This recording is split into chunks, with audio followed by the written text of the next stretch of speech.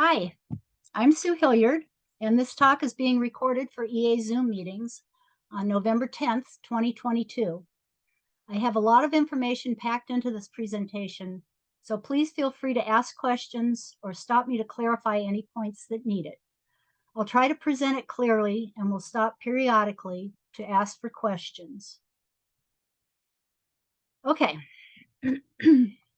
Mark Twain supposedly said, "History never repeats itself, but it does often rhyme." And the astrology of the current eclipse season seems to be illustrating this concept. In researching previous Mars and Gemini retrograde periods, then connecting them with past eclipse cycles, a stunning pattern emerged. Every 205 years, right about eclipse season, a Mars retrograde began in Gemini, very close to the same degree as the current one.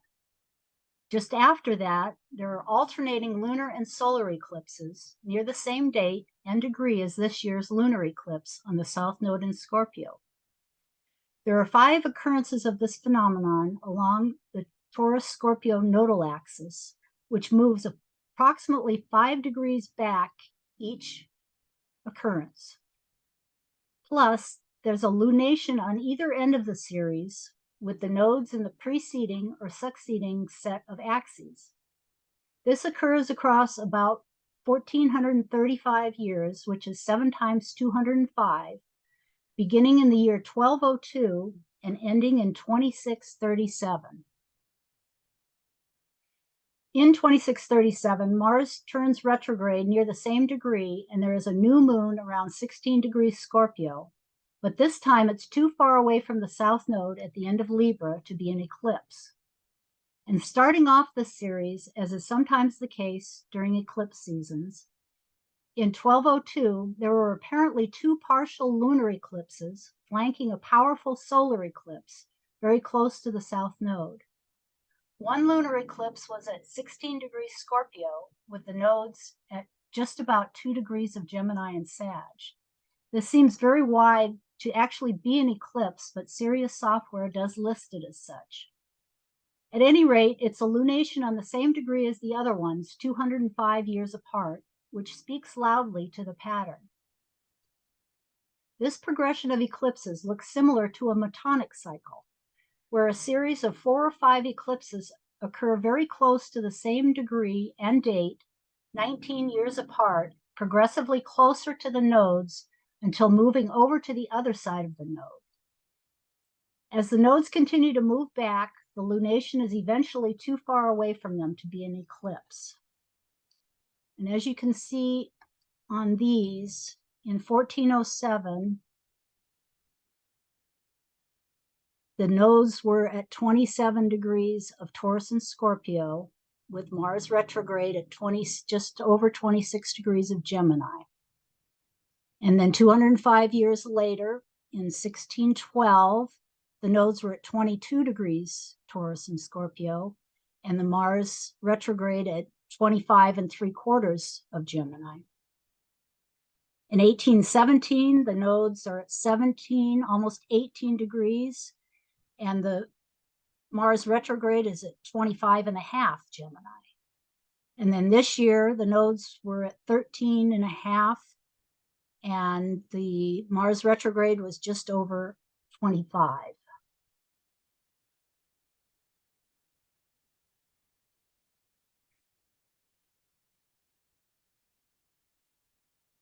To illustrate this concept, here are the 4 metonic lunar eclipses related to the recent one on November 8th. The previous ones were in 1984 and 2003. The final one will be in 2041. You can see that they are all at 16 plus degrees of Scorpio and within a day of each other. There may be similar themes reverberating with these periods of time if we look back. For instance, on November 6, 1984, Ronald Reagan was reelected US president by a landslide, winning 49 states and defeating Walter Mondale. Mitch McConnell became senator of Kentucky with that election. On November 18th of that year, the Soviet Union helped deliver wheat during an Ethiopian famine. November 23rd, the day following a solar eclipse, the USSR performed nuclear tests at Kazakh Semipolitanics, the most nuked place on Earth. On December 31st, the U.S. left UNESCO, a specialized agency of the United Nations dedicated to peace, eradicating poverty, and intercultural dialogue through education, but rejoined in October of 2003, just before the next lunar eclipse in the series.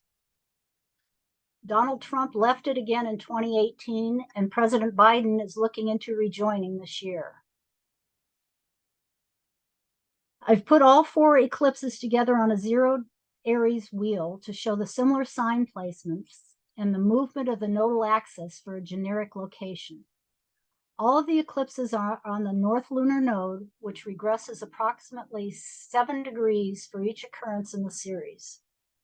The lunations close to this date, 19 years before and after these, on November 7th or 8th, are not eclipses because they would occur too far away from the node to be one, but they are on the same degree. So here you see that all of the lunar eclipses are within a degree of 16 degrees of Taurus. And the first one in 1984, the North Node here, 27.5 Taurus. The next one in 2003, 20.5. This year, 13.5. And then the one in 2041, the nodes will be at about 6 degrees.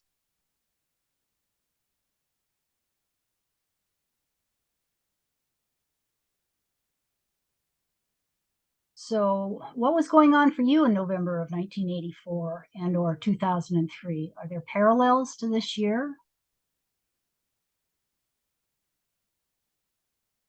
I've previously given talks for EA Zoom meetings with more information about eclipses, Saros, and our Mertonic cycles, as have Gemini Brett and Don Cerise. Please check them out on our YouTube channel. The link for our eclipse playlist will be posted in the description below.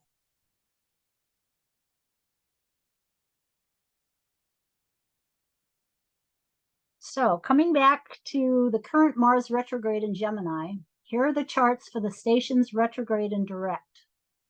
Mars just turned retrograde at 25 degrees Gemini, 37 minutes on October 30th, with Mercury, Gemini's ruler, just having entered Scorpio and being conjunct its own north node.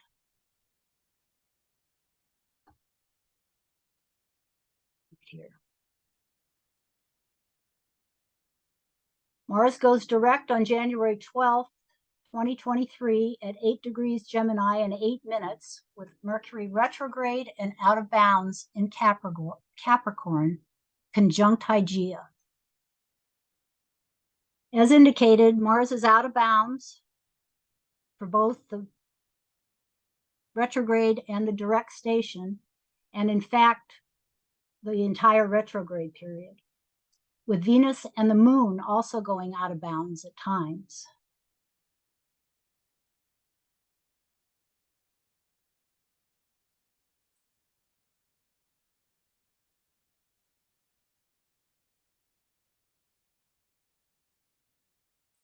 Here's an image from the Sirius graphic ephemeris showing declination of the Moon, Mercury, Venus, and Mars for the period between July 1st, 2022 and June 30th, 2023, relative to their positions on the day of the lunar eclipse on November 8th, as depicted by the lighter horizontal lines.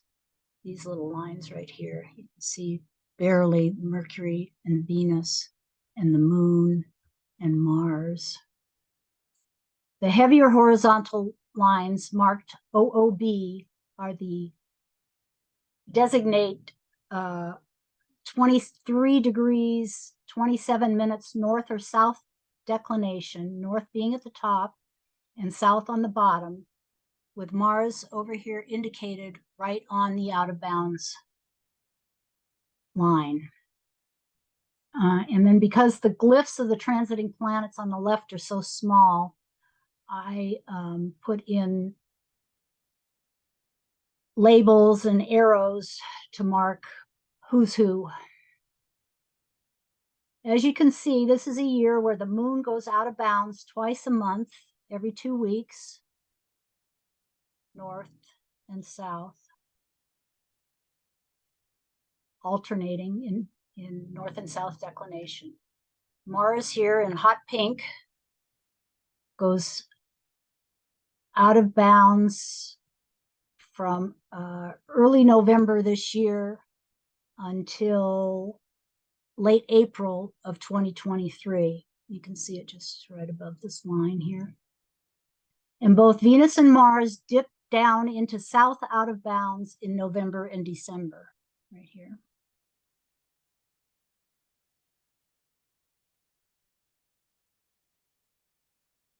Planets typically can go out of bounds when they are in Gemini, Cancer, Sagittarius, or Capricorn, and once in a while in Leo or Aquarius. The sun travels along the ecliptic, moving seasonally in declination between 23 degrees north, 26 minutes, and 23 degrees south, 26 minutes. And any planet that gets outside of that boundary is considered to be out of the bounds of the sun or outside the reach of authority. Any out of bounds planet, including the moon, is said to take on a Uranian flavor to its other characteristics.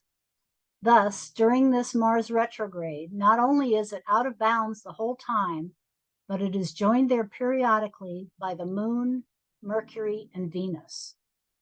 This, added with the conjunction of Uranus to the lunar eclipse, suggests change could occur suddenly, unexpectedly, and/or explosively.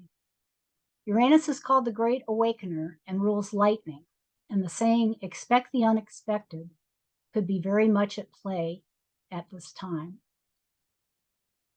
So does anybody have any questions or comments at this point?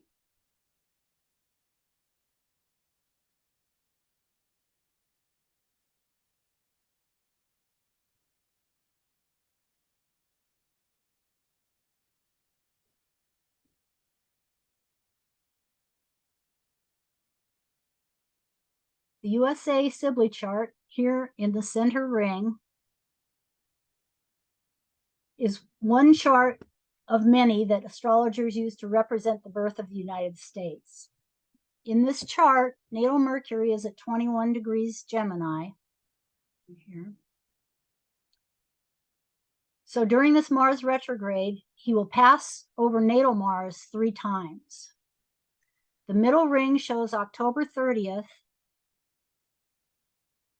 when Mars went retrograde in the 7th house, and the outside ring is the day it turns direct, January 12th,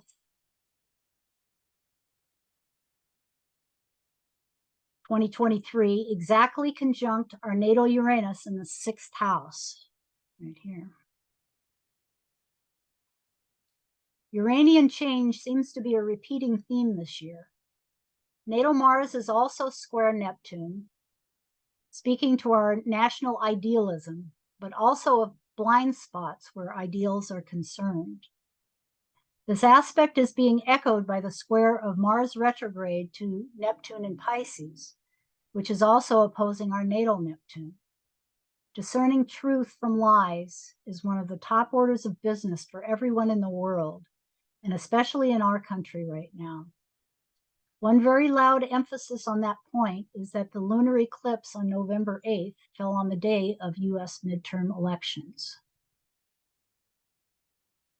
You can see right here, Mars is square natal Neptune, and here transiting Neptune is opposing natal Neptune, and the Mars retrograde right on top of Mars, playing right into it, echoing back and forth. Here's the eclipse chart on the left, set for the US Eastern time zone.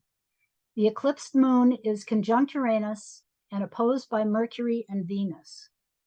The nodes are exactly square the midheaven in this chart for Washington, D.C., and the whole configuration falls across the 1st and 7th houses and squares Saturn. The Uranian theme is again emphasized, especially with regard to relationships with others. And our foreign relations have certainly been newsworthy of late. The chart on the right is of the eclipse around the USA Sibley chart. You can see that the transiting Neptune is exactly opposite the Sibley Neptune as Mars returns to its natal place. The eclipse falls in the Sibley 5th house, with one possible topic being the children of our country. Certainly, they are being impacted by the extraordinary amount of mass shootings in schools of late. There will be an eclipse exactly opposite this point in 6 months next season, so perhaps new gun control legislation will be passed in the next session of Congress, and this issue can come up for healing in the days and months following the eclipses.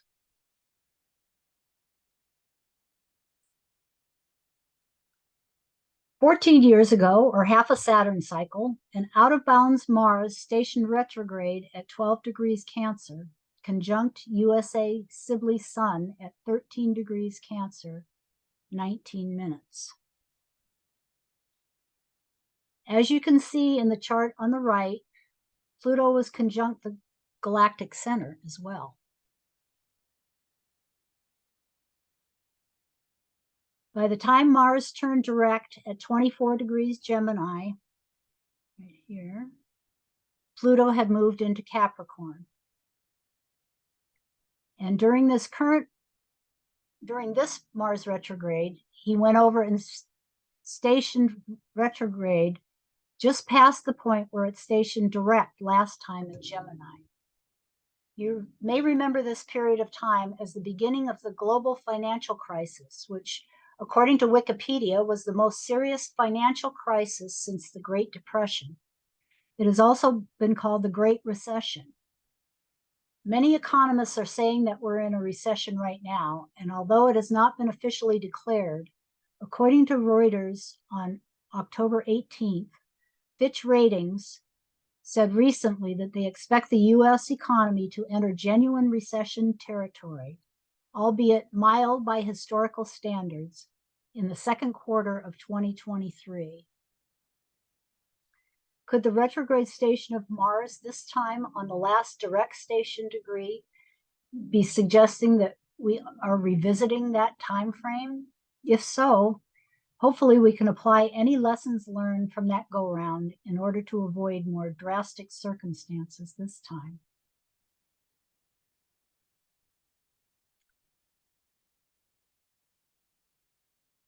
"47 years ago, an out-of-bounds Mars stationed direct opposite Neptune across the horizon of the Sibley chart. This was the year of our bicentennial, celebrating 200 years of being a country. At this time, the U.S. was recovering from the worst stock market downturn since the Great Depression and an unemployment rate of 9%. Jimmy Carter was narrowly elected president later that year, 4 days before a lunar eclipse on the south node at 14 degrees Taurus, 41 minutes.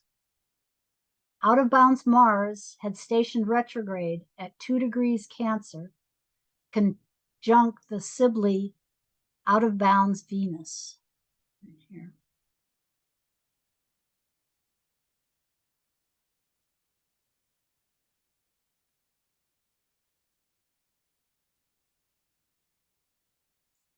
I thought we could look at events and births for the time frame of the 1975 retrograde period, as they would all be having a Mars return, and it gives insight into those born at that time, as well as events that took place in late 1975 and early 76, which are listed here, combined with the milestones of the retrograde cycle.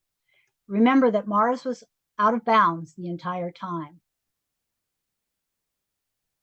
Born on October 5th, 1975, before the retrograde began, Kate Winslet's progressed Mars turned retrograde at age 31 in 2006, but would have been stationary in 2004 when she was cast against type in Eternal Sunshine of the Spotless Mind, a role that has been called the turning point of her career. Planetary stations by progression are said to be indications of turning points or crossroads in a person's life. Marion Jones, born October 12th, had her progressed Mars station retrograde at age 24 in 1999. She earned 5 track and field Olympic medals in 2000 that were subsequently stripped away in 2002 after she admitted to using performance-enhancing drugs. That same year, she also divorced her coach husband, an Olympic shot putter who was involved in the controversy. Born on November 4th as Mars stationed, Heather Tom has earned a record-tying 6 Daytime Emmy Awards, the most ever for a soap opera actress. November 18th, David Ortiz was a Major League Baseball player, starting with the Minnesota Twins in 1997. His progressed Mars opposed the progressed Sun in 2002, and he moved to the Boston Red Sox in 2003, where he helped them break their 86-year championship drought in 2004. He played with them until 2016 and was elected to the Baseball Hall of Fame in 2022 in his first year of eligibility. November 20th, Dierks Bentley is an American country music singer and songwriter. His progressed Sun opposed progressed Mars at age 21 in 2002. In 2003, he signed to Capitol Nashville and released his debut album. On November 22nd in Spain, Juan Carlos was sworn in as king after the death of General Francisco Franco. November 29th, there was a 7.4 earthquake in Hawaii. Mayim Bialik was born on December 12th, 1975, about 2.5 days before the opposition of Mars and the Sun. She's probably known for playing neuroscientist Amy Farrah Fowler on the sitcom Big Bang Theory. However, she also played the title character in the sitcom Blossom from 1991 to 95, and is now the co-host of Jeopardy, as well as a 4-time book author. She earned a real-life doctorate in neuroscience in 2007. We'll look at her chart in a few minutes. Sia, who was born December 18th, 3 days after the opposition, has the Sun at 25 degrees Sagittarius and Mars at 22 degrees Gemini retrograde. Mars stationed direct for her in 2008, the year that her 4th studio album was released and certified gold, attracting wilder notice than earlier albums. Born December 30th, Tiger Woods is a professional golfer who is tied for first in PGA Tour wins and is widely regarded as one of the greatest golfers of all time. His natal Mars is retrograde at 17 degrees Gemini and stationed direct in 1996, the year he turned pro, within 2 degrees of opposing progressed Neptune.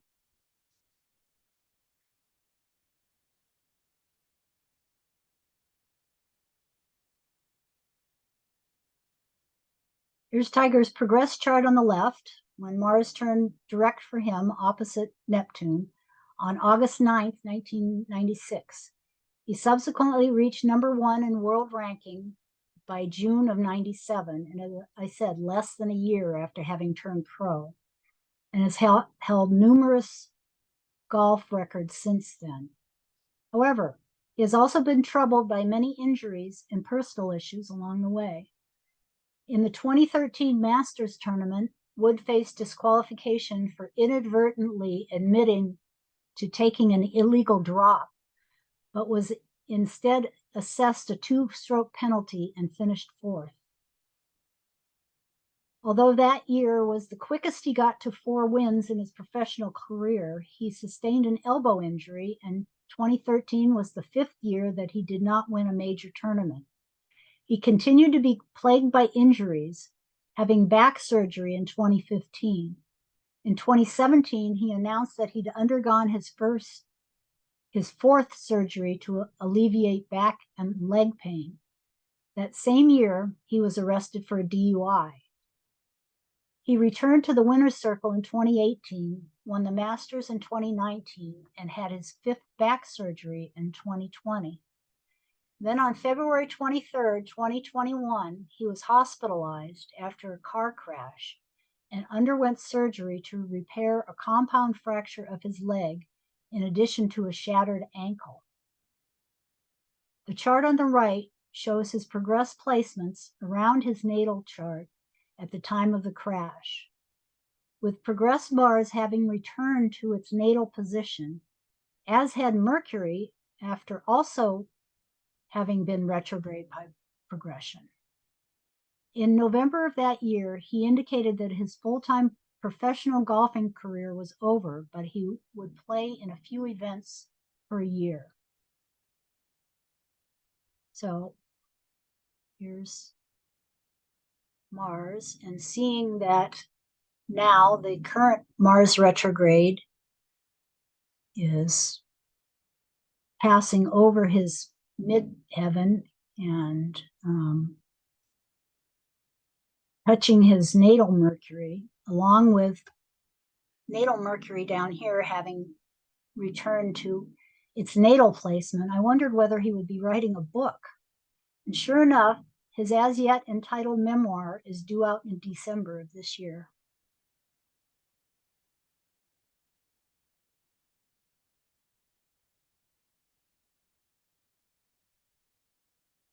Mayim Bialik has the sun at 20.5 degrees Sagittarius and Mars retrograde about 24 degrees Gemini, as seen on the left.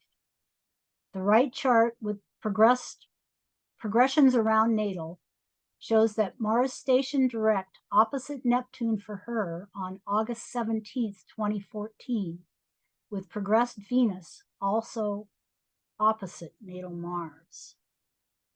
So you can see Mars stationed direct opposite Neptune by progression. Progressed Venus was opposite her natal Mars. And in August of that year, she began hosting a revival of the classic show Candid Camera with the son of the original 1948 host. In 2015, she created Grok Nation to facilitate conversations among people of different ages and backgrounds about contemporary issues. In January of 2021, she started Mayim Bialik's Breakdown, which focuses on mental health issues. She also stars in Call Me Kat, now in its 2nd season, which is a sitcom based on the British series Miranda. Clearly, the progressions such as the Sun-Mars opposition, Mars stationing direct, and the Mars-Neptune opposition have played out differently for each one of these celebrities, depending on current transits of time and the progressions perfected and other factors, such as the houses involved, although there may be some overlap in general themes having to do with the Sun, Mars, Mercury, and/or Neptune. Any comments? Questions?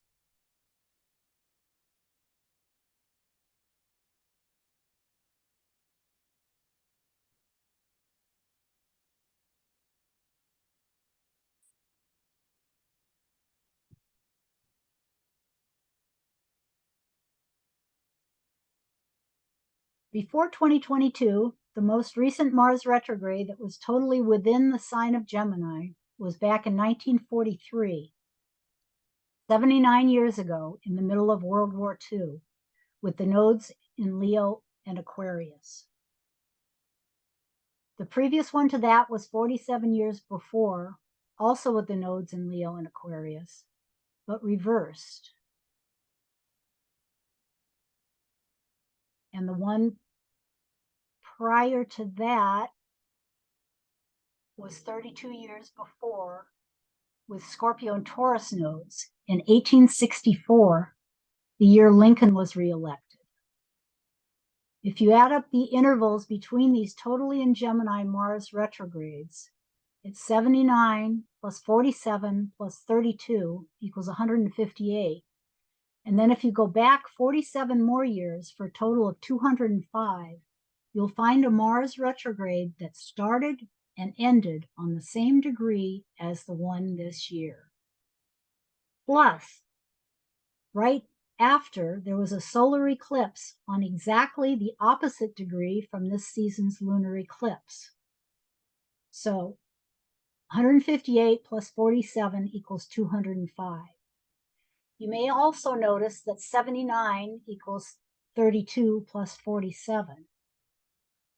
Although it's not an obviously symmetric pattern like the Venus star cycle that repeats every 8 years, minus a couple of days, Mars retrograde does seem to have repeating patterns. What's amazing is that for at least 1435, or 7 times 205 years, there are also lunations that repeat in the set pattern of 205 years.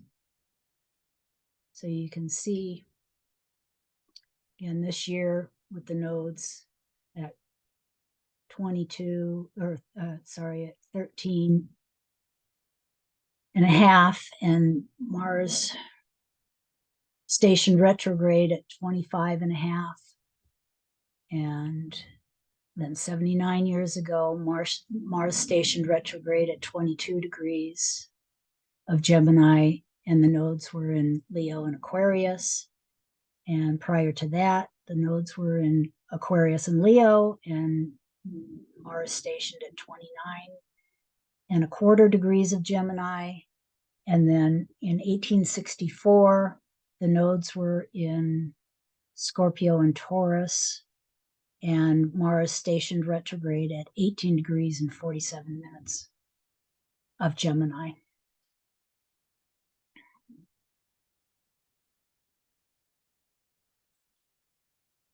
So 205 years ago, in 1875, Mars turned retrograde and direct in Gemini, and there was a solar eclipse on the south node in the exact opposite degree of this season's lunar eclipse.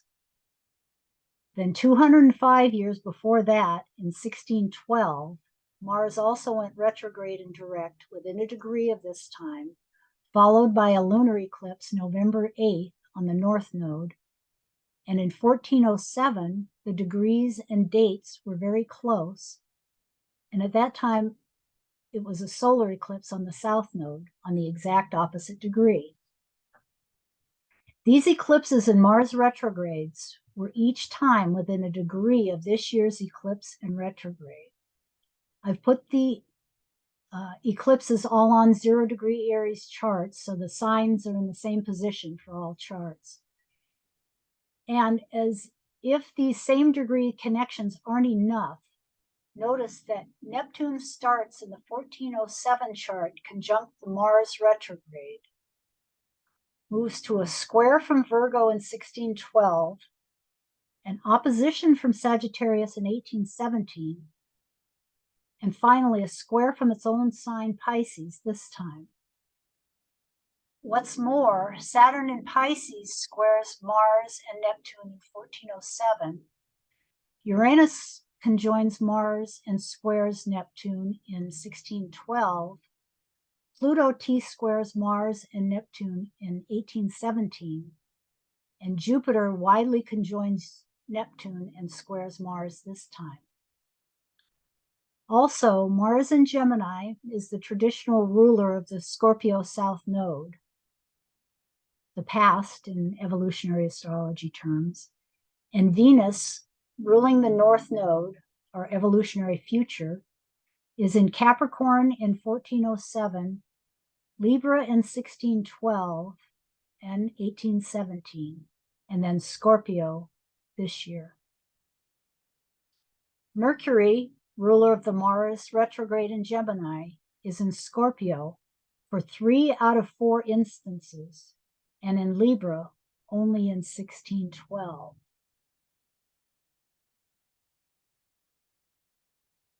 It seems as if the planets are all working together, sending a message to help us evolve.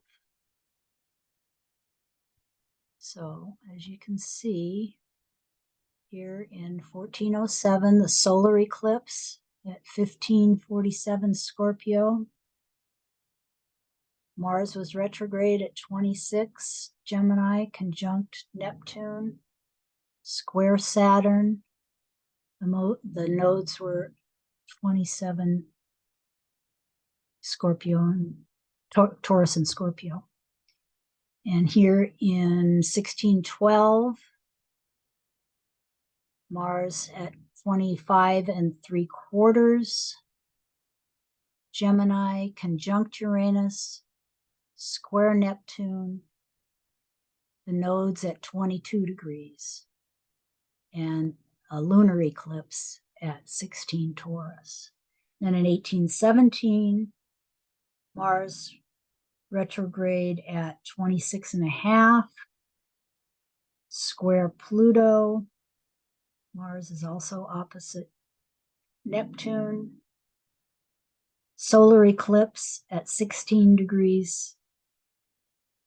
Scorpio with the nodes at 17, almost 18 degrees.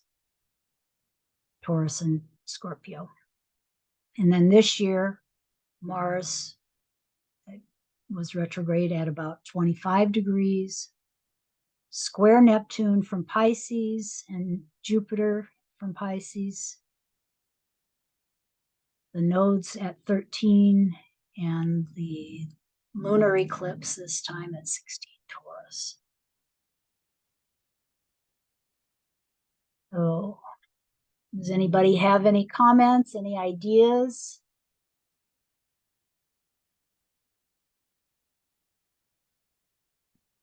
Yeah, it's really interesting, these squares, all the aspects between Neptune and Mars.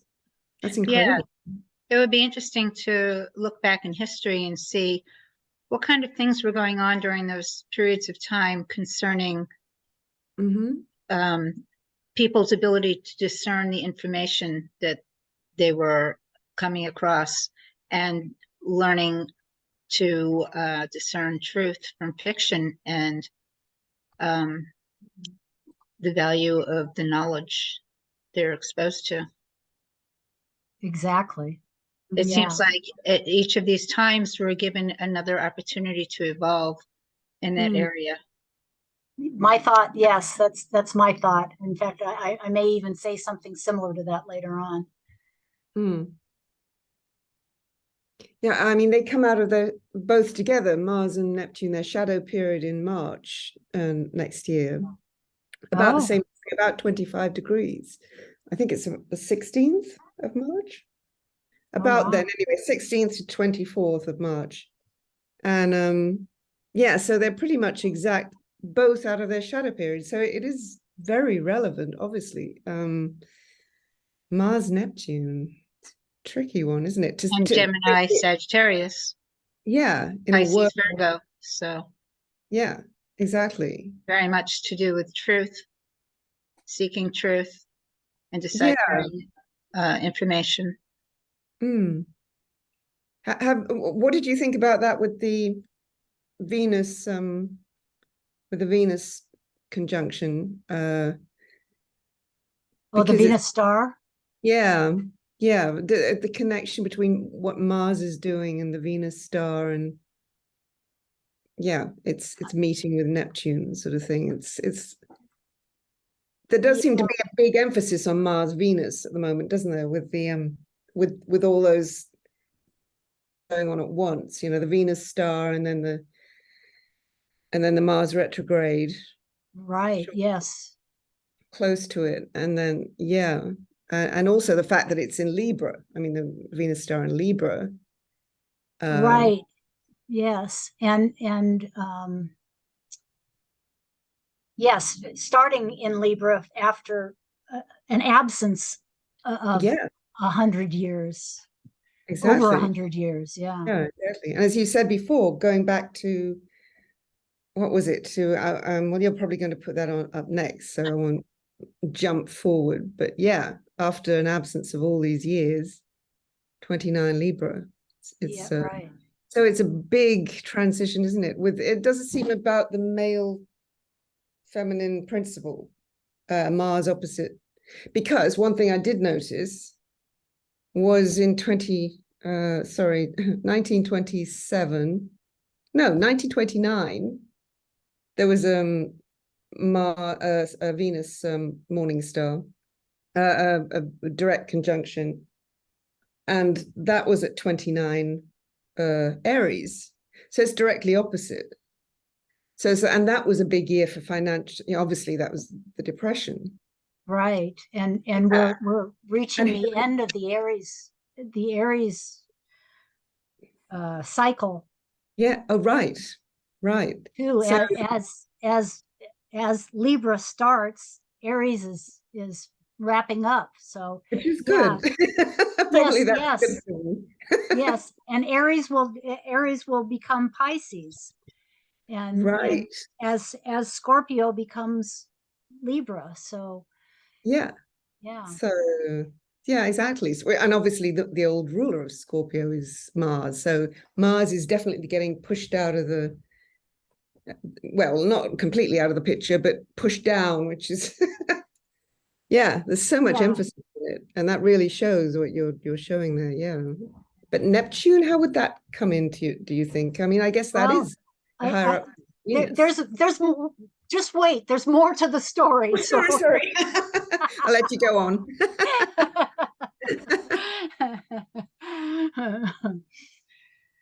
Okay, so for the Virgo types in the audience, here's a table of the Gemini Mars retrogrades and the direct points along with the lunations on the Taurus-Scorpio axis. You can see that the Mars retrogrades and directs in Gemini are occurring earlier in the sign, just barely. And the lunation degree is fairly constant in this series of 8. The nodes regress by approximately 4.5 to 5 degrees for each consecutive occurrence, 205 years hence.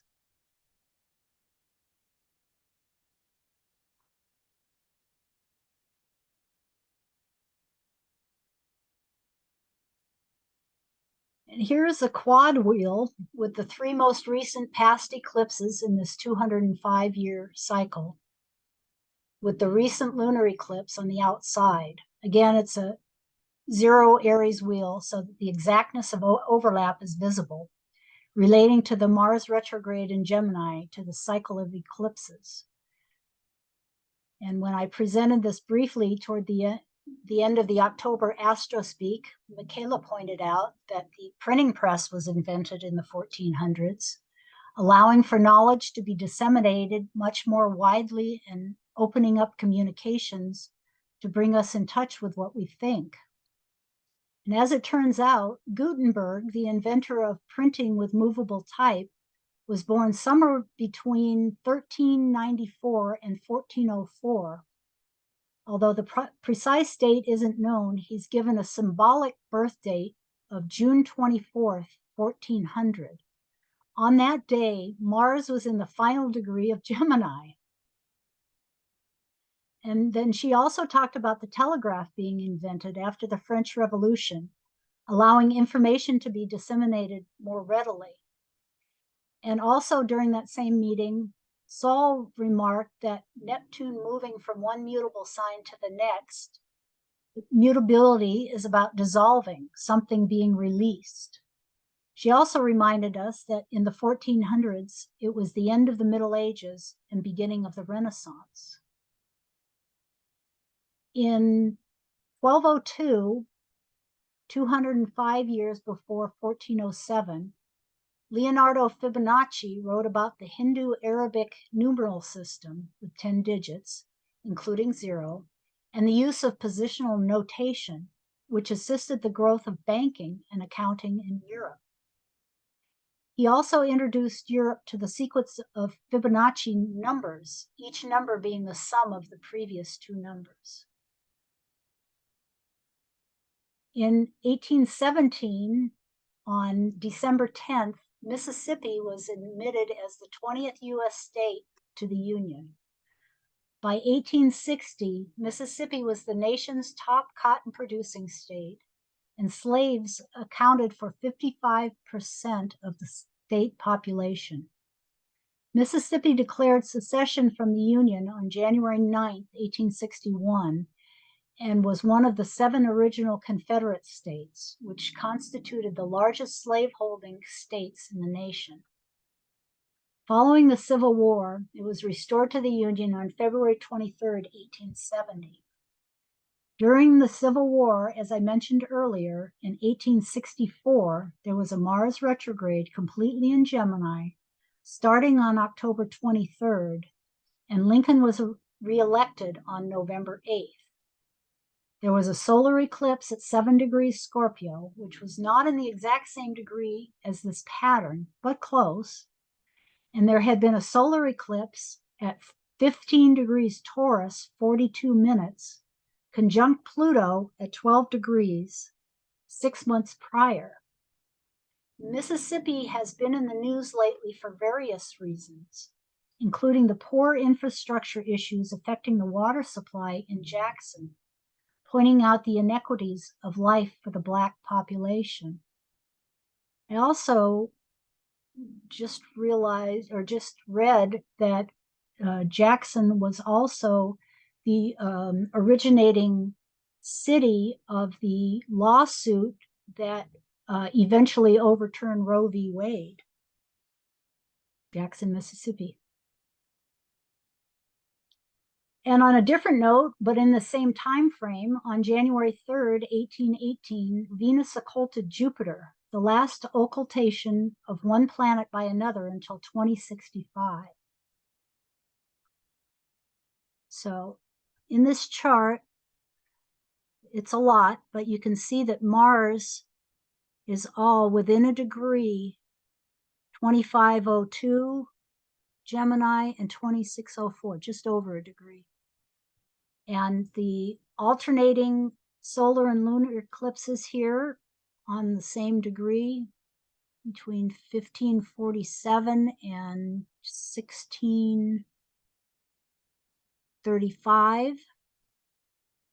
And then here we have Neptune conjunct Mars in the first one, square from Virgo in the second one, opposite from Sagittarius in the third one, and now opposite or square from Pisces in this year's. So, what does this all mean? Good question. I believe we're in the process of finding out. And these planetary cycles of Mars retrograde connected with the eclipses are impelling us to do so. Mars and Neptune are consistently linked in this pattern, as they are in the US Sibley chart as well. Maybe it's about dreaming and talking about our dreams, and or discerning the truth from the lies. Many issues that we have not resolved previously seem to be coming back up for review these days, including basic human rights and the roots of slavery. I believe that we will all be called upon to use our imagination to conduct deep and meaningful conversations in order to figure out what is actually important to us. What do we do to solve these long-term issues and thus determine how we move forward?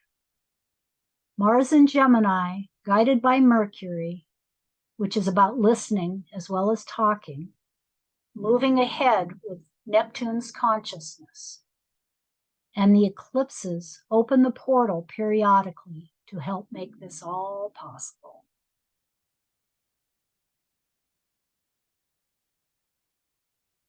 questions, comments? I think I'm going to stop my share.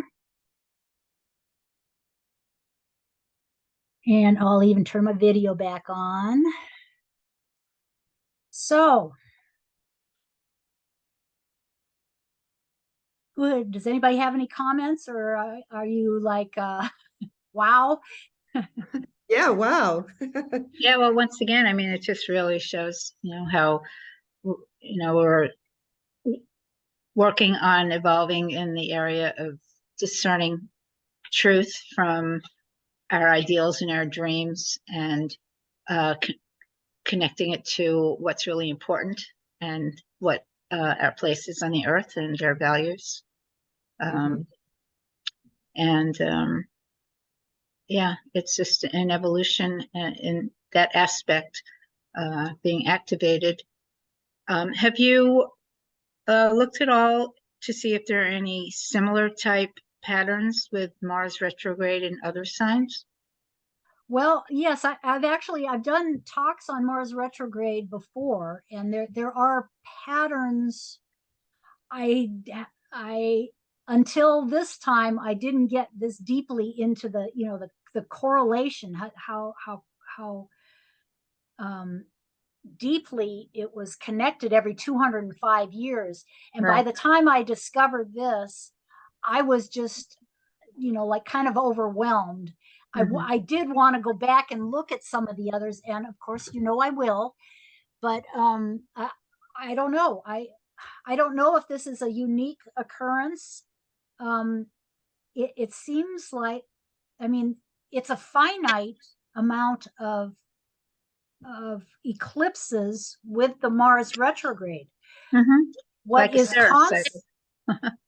What is constant is that the Mars retrograde continues to start at the same degree, and Right. it appears to be like a quarter of a degree less each time over time, every Right. 205 years. That seems to be constant. And it just so happened that at the same time, the eclipses lined up with it. Whether, you can bet that I'm going to be looking to see if it's,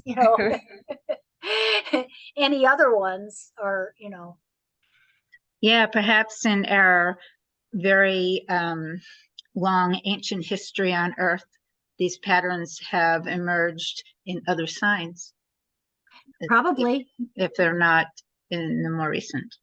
Yeah, one, yes. I mean, that's definitely a good hypothesis, and will, definitely worth exploring. The connection Cool. with the Taurus-Scorpio eclipses too, with the Mars retrograde and in that degree. That's incredible. Right. Yeah. And the Venus star now, And and the Venus now here we star. are at this point with the Venus star. So even in the eclipses are backing up the Mars-Venus thing. Yeah, it's exactly. Mars-Venus Yeah. all over the place. Yeah, wow. Wow. It's Yeah. really interesting. Yeah. And what about Saturn? Because I saw in one of the charts, Saturn was square to Neptune and right. Yeah. but Let's does see. that come up? Yeah, how does Saturn figure? Let's see. Well, it definitely plays in. So let's see. I think, was it this one maybe? Yeah, this one. Yeah, Saturn was in.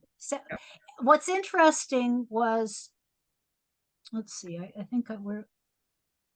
And that's the printing press one, yeah, which was a big thing. Yeah. Yeah. So sorry, I should have. Oh, here. So Saturn was square on this one, and in this one, Uranus was conjunct the Mars retrograde. Right. And this one, Pluto was square it. Oh yeah, sure. Wow. That's 18. 1817. What was happening then? Well, that was what I said when Mississippi was admitted to the Oh, right. Right. to the Right. Union, Mm. and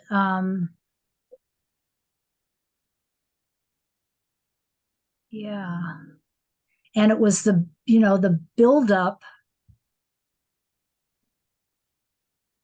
I mean, the industrial age, I suppose science was really zooming off then, wasn't it? By that time. Yeah. Yeah, and look at how exactly conjunct Uranus is yeah. in 1612 Yeah, exactly. to the minute. I mean, as Pluto seems to get more involved in Uranus, it's like the science and we're going more into the industrial age, and also the mathematics that permitted the nuclear age and everything, Right. I guess, taking off then. And Pluto was very much implicated then in 1930 when it was discovered. So then it was like it was just coming in to play with everything. Wow. Right. Yeah. And this was, so this kind of initiated this next 205-year cycle that is, wow. Brings us up to here. Yes, and here we are. Yeah, and here we are. We're done.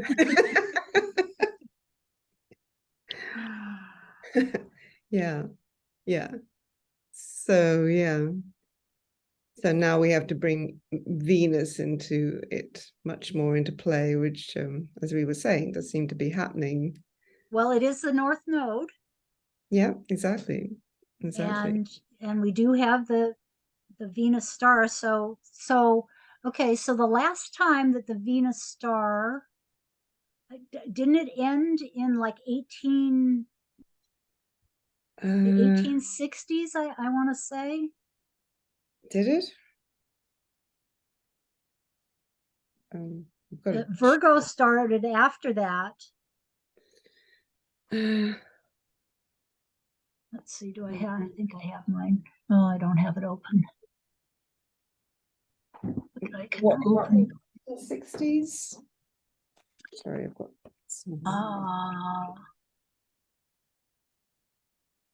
it'll take just a minute for me to open the PDF, but I have the PDF of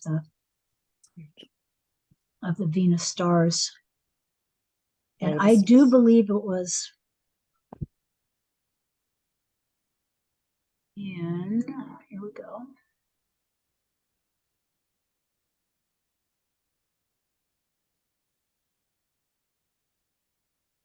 And yes, the last one ended, I was a little off. 1879 was the last one.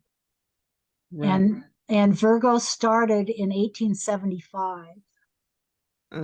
Okay. So it was active, and I looked back and I can't remember. So it would have been about 108 years approximately. Sometimes a little less than 100, a little more than 108. But so it would have been, the Libra one the last Libra one came into being in between these two, in between 1612 and 1817. Okay. It was in effect, right, on this one, and ended in 1879. So we did, and now we have another Venus. It's fascinating how they kind of Absolutely. And that Pluto connection, as I said, 1929, when the Venus conjunction was at 29 Aries, and that's when Aries was discovered, and that's when we've just said the atomic era sort of really took off towards the development of the nuclear bomb and the nuclear age. Right. So that was very Martian, wasn't it, that period? But now it's like we've flipped with the 29 Libra, and now it just has to rebalance because we're in danger of blowing ourselves up. Right. Any more Martian? And the final Aries Venus star is in 2037. Wow. Wow. Right. Right. Oh, right. Okay. So we're in a new transition of, Mhm. Yeah. And the Aries eclipses. to Pisces and Scorpio to Venus. I mean, Yeah. to Libra. Libra Venus. And then there's an eclipse, isn't there, too, at 29 Aries on April next year, 2023. So Oh, that wow. point, Okay. yeah, on 20th of April, 29 Aries, the solar eclipse. So Oh, that's right. yeah, exactly. So here we go. It's like And 29. the nodes, which Yeah. that means the nodes are switching into Aries and Yes. Libra. Yes. Yes. Interesting. So it'll be interesting to see, with yeah. Yeah. It's yeah. It's the tassel between Venus and Mars, but we know Venus is going to win. But we have to go through the process.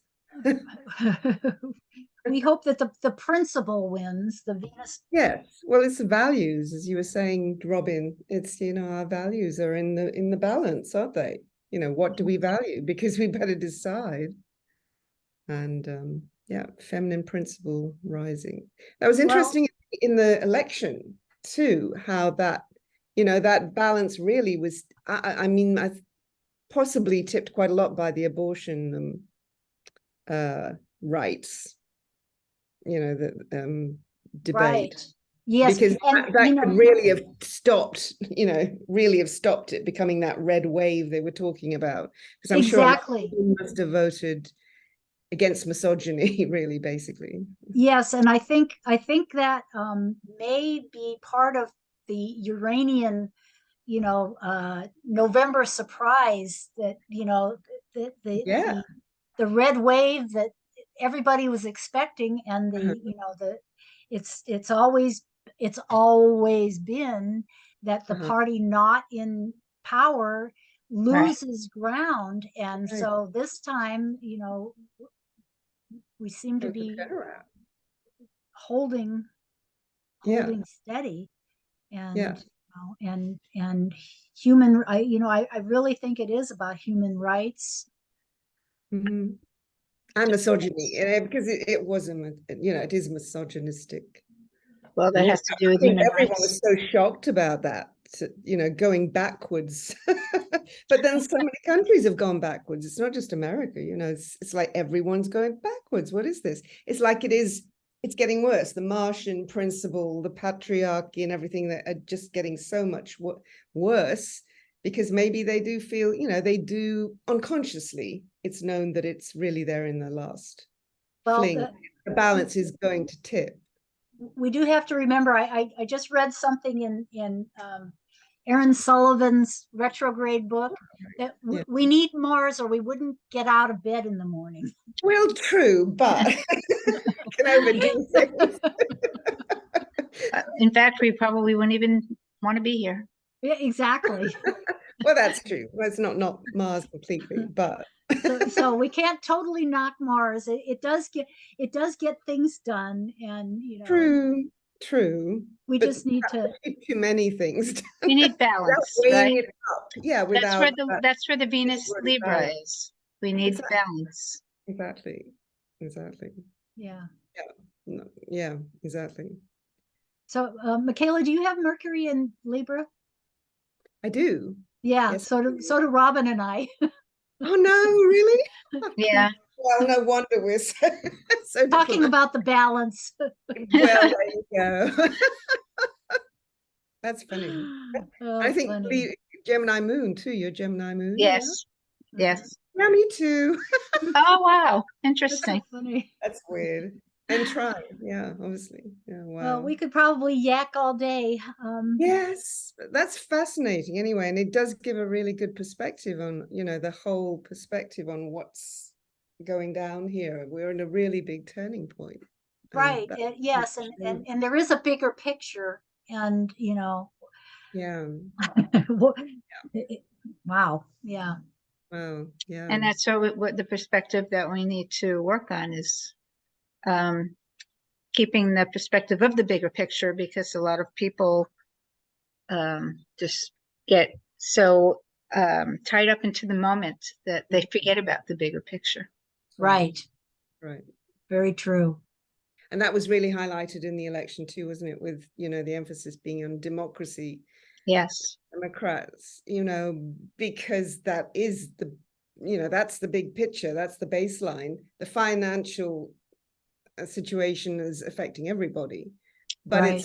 democracy is what's at the heart of this, so values, again, as you said. Yes. The The environment and democracy, all things, all the bigger picture. Yeah, and what it is that's important to us. Yes. Yeah. Right. Yep. Wonderful. Okay, well, I thank you so much for joining me. Great research. Yes, thank you for all the Thank research. Yeah, this is my first talk in, gosh, a couple years since Linda died. So yeah, you've been so busy. yeah, I have been, but I'm glad to be back with it, and great. I appreciate the support, and I will. Let's see, what am I going to do here? I think I'll stop my share so that I can stop the recording. Thank you. See you all next time. Bye. Thank you all. Thank you, Sue. Thanks, Robin.